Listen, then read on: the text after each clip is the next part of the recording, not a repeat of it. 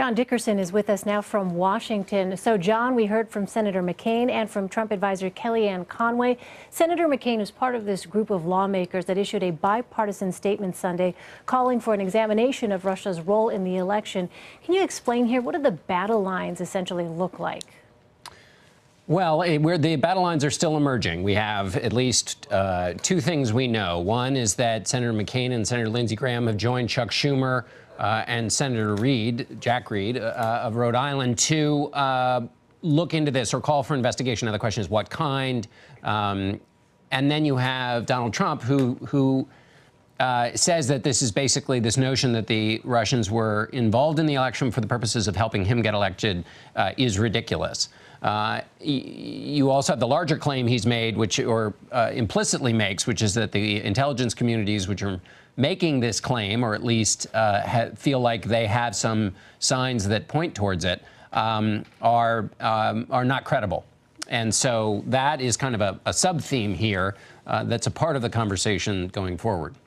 Mr. Trump says that he respects the intelligence community, but as you pointed out during your conversation with Kellyanne Conway, there was a statement issued in which the Trump transition team hit the intelligence community over its faulty Iraq war intelligence about a decade ago. So I'm wondering, John, what do you make of that?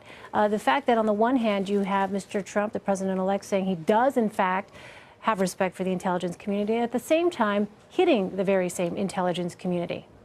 I would say that's a contradiction. There are two ways in which, because this isn't just about the facts of this particular case.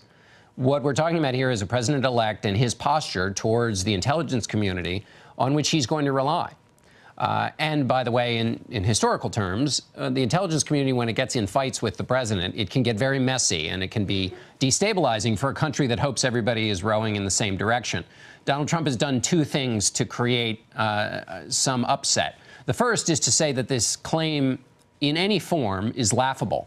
So that undermines whatever the intelligence community has come to. That's not to say the intelligence community has 100% certainty, but they have enough of an indication that they are raising the issue with senators. So to call their findings laughable is an affront. And then the second is when this story broke in the Washington Post about the intelligence community and their view of things, the response from the Trump team was not to argue with the facts of the case, but to basically say, remember, these were the folks that thought there were weapons of mass destruction in Iraq, which is to basically undermine all of their findings, to undermine their credibility and their competence. And that is not only something that's just broadly offensive, but it also creates a tension between the president-elect and the intelligence community, and he's about to go work with them. So we're in new territory here. We'll continue to watch how that plays out. The other story I want to ask you about involves Vladimir Putin and Donald Trump's leading pick for Secretary of State, Rex Tillerson, who has close ties reportedly with Putin. Does the story of Russian interference with the election give ammunition to those who may oppose a Tillerson confirmation? I think it does, because you have now you have some new part of the conversation about what the U.S. posture should be towards Russia.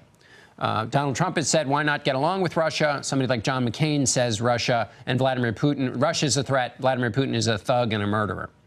So you have two different views. To the extent that this story animates those who think Russia is a real threat, then Tillerson's connections with Russia in his private enterprise become more a part of the conversation. It raises the stakes for those relationships that he has.